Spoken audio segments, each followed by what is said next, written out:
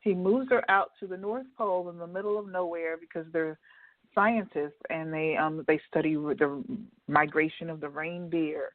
And so every year, once a year, him and the other scientists, who are all male, decide that they're going to take a trip to Cabo and go on a summer vacation at Christmas time. And they leave Nona alone out in the middle of nowhere. So she's a little upset. She was madly in love with the guy, but he just ignores her. She's gained weight over the years, and so she's a little self-conscious, and he's very rude to her and very mean and nasty. And he just tells her, look, I don't want your fat self. I'm going to go to Cabo with my friends, and you stay here and take care of the reindeer.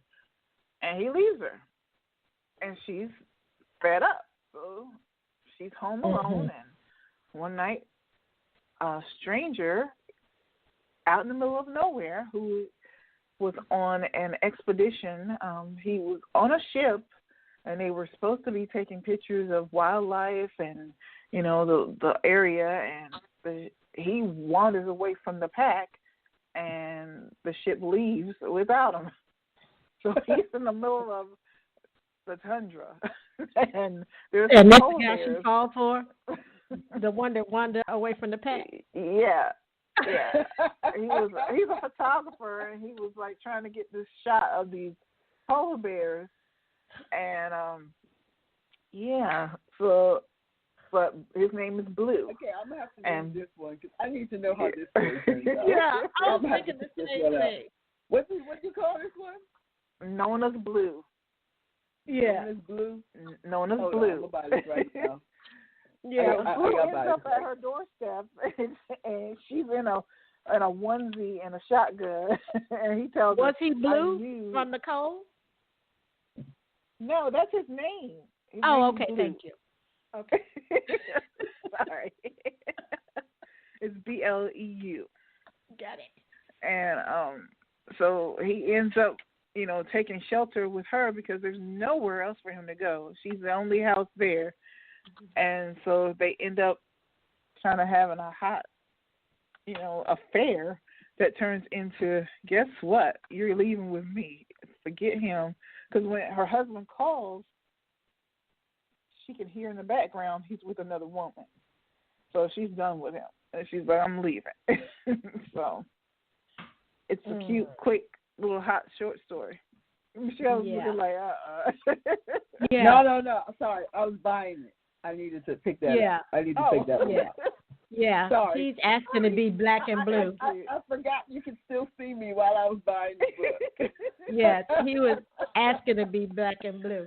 Now, Michelle, I know we have about 10 minutes left, and I know that you have been the consumer of quite a few Christmas movies. Do you have any recommendations for us? Okay. Yeah, the list. Oh, it's written on bathroom tissue. I've been doing our Hallmark homework. Okay. So let me see what I got here. So, okay, let me start at the beginning. So the first Christmas movie I watched, because Hallmark did something interesting. There were quite a few IR Christmas movies this year. Yes. So there were. And then, of course, there was just, like, some really good black romance movies this year, too. So you had, like, The Christmas Doctor. Ooh, he was delicious. He owns a tech company. She's a doctor. She never spends Christmas at home. She always travels from place to place. And she gets a call to go and be the doctor at this small town. And when she gets there, they don't have anywhere for her to stay. So she ends up staying in the home of this dead woman. But wait, it's not creepy or anything. But the woman who passed away was like a really amazing member of the community, and her son opened up her house so that the doctor would have a place to stay. And it's like this house is filled with all these nostalgic items. His daughter is actually an alumni, is actually attending the college where she was a military doctor and got out after she couldn't save a patient. And so anyway, she goes to this small town to work as a doctor, and she meets this tech company, this guy who owns his own tech company, and romance, fireworks. Love that one. He was so handsome too. Okay. Yes, what else is there? And then, one of my favorites. This one wasn't an IR story, but this one was called The Angel Tree.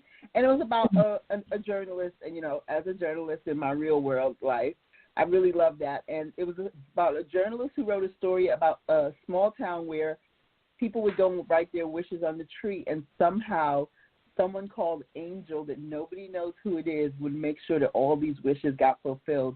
And she returned to this town like 20 years after she left and tries to figure out who Angel is. And I really like that one. The Christmas Ring. Mystery. Beautiful story about a woman who finds a ring in an antique store because her father died, and he promised he'd leave the ring that he'd given her mother as her engagement ring after her mother died. But when he died, the ring couldn't be found, and so she's been searching for her mother's ring in these shops, and she finds someone else's ring and goes on a mission to try to figure out who it belongs to. Holly and Ivy, two Hispanic main characters. Holly has these two, Holly and Ivy refer to these two little girls. This woman buys a house next door to a woman with two little girls, and when she gets sick, she kind of jumps in to help them out. Really heartwarming story. I'm not going to lie, I cried. Of course, there's the Christmas in Evergreen story, where the guy who plays Preacher on the Virgin River series is in that one. He's Holly Robinson Pete's fiance in that one. They have an installment every year. Deliver by Christmas, that's an IR romance. Black woman Baker, and she's been talking on the phone with this guy as he's been trying to set up stuff for the town's Christmas event. And so they've been communicating by phone, and they don't know each other, and then they've kind of like starting to really like each other, and his son kind of part in trying to get them together. It's really cute. Okay, very nice. I like that. Yeah, so I've done my holiday homework. There's a ton of other ones, lots to choose from. Hallmark went all in on the diversity train this year, and I am all the way here for it. Lots of really enjoyable stories, heartwarming too. I'm all there. Okay. Yeah. All right. And Lisa, do you have anything on your Christmas movie list this year? I do. Last year was Merry Little Christmas, starring Kelly Rowland. And this year she has The Christmas Wedding. Yeah. So that one I watched, and it was so cute. I love that little story. And then I've been binge watching Lovecraft Country, which has nothing to do with Christmas, but I have to put that in there. I absolutely love that series. Okay, gotcha. And I have not started on the Lovecraft Country yet. I watched one episode, and it was so emotional. I was like, I'm not ready. I have to get there. And I'm one of those people that while I'm writing, and I was writing late into the year for 2020, it's hard for me to expend a lot of emotional energy on other forms of entertainment. Like while I'm writing, I really need to be writing. So my husband is a television watcher, so I try to support him in that. And on the weekends, I'll sit and I'll watch some things with him. And so this week, like I said, I had a release come out on Monday, and I took Tuesday off. And so Friday came, and can't go on a date night, really. So we started watching a Netflix series called In the Dark, which to me features an anti-hero.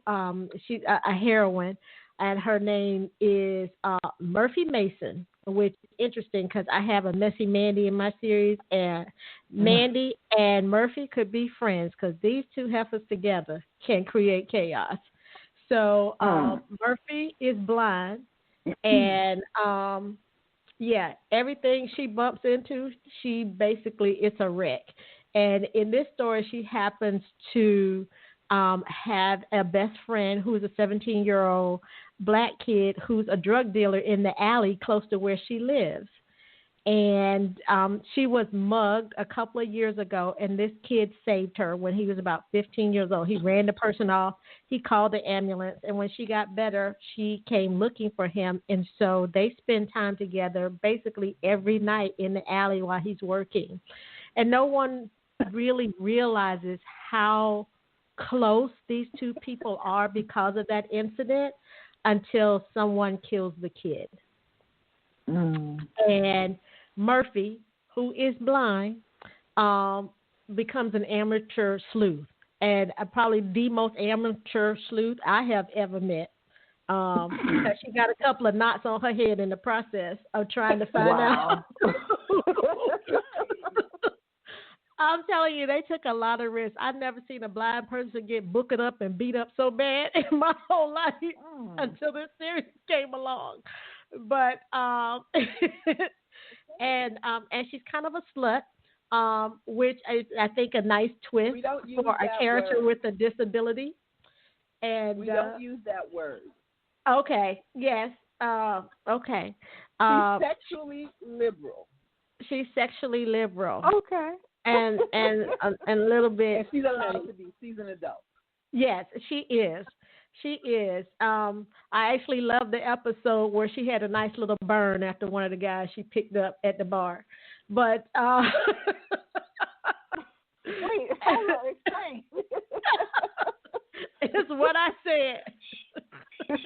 What now? She had a nice little burn after one of the guys she picked up, and she has a CNI dog named Pretzel, and she was at the vet clinic trying to get some antibiotics for her nice little burn after one of the guys she picked up at the bar. From the vet?